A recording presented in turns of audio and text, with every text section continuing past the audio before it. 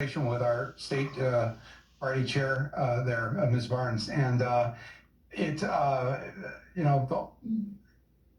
me say this. I'm not frightened by Donald Trump. There's no reason that he should ever go back into the Oval Office again. We live in a very different country now, different from even the 8 years ago when he was first elected. Elected thanks in part to Michigan. Because the candidate, the Democratic Party, yes, okay, yes, that bad. The shame is still hanging over me, but as a Michigander, but the candidate and her campaign made a decision in 2016 to not visit Michigan, to not visit Wisconsin, and we lost Michigan, Wisconsin, and Pennsylvania, and that was the whole difference right there. And now, any analyst that you look at for this year's election says, and Michelle Goldberg wrote an excellent column in the New York Times. She said, essentially, you lose Michigan, you lose the White House.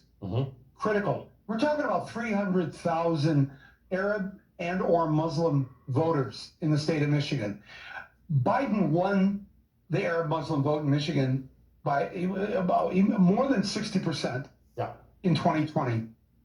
The last poll I saw from 2 weeks ago, less than 15% of the Arab Muslim vote in Michigan will vote.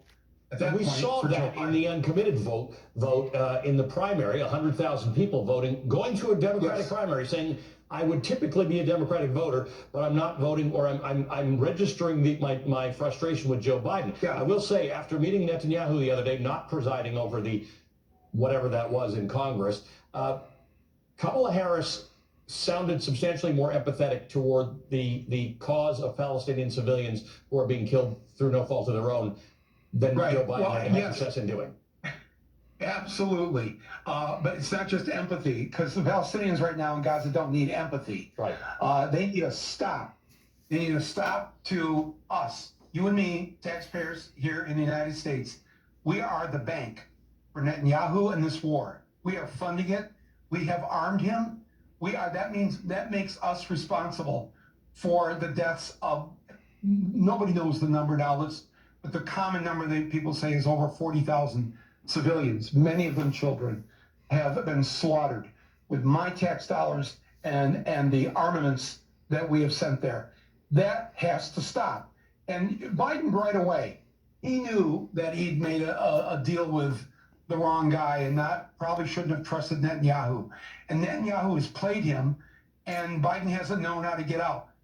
Kamala Harris has a way to get out. She's the new fresh voice, but she also has a history of this sort of thing. The fact that, just the fact that she did not show up. I was trying to think, when was there a time when the vice president, who is the president of the Senate, and there's a joint session of Congress, doesn't show up? And that doesn't happen. And we've had Tony Blair there, and we've had the Pope. I mean, there are other people that come for a joint session. But I went back, actually, I think I found 1 or 2 instances in the last 20 years where the president of the Senate didn't show up. What did she do on that day? She went to a sorority meeting in Indianapolis. Okay.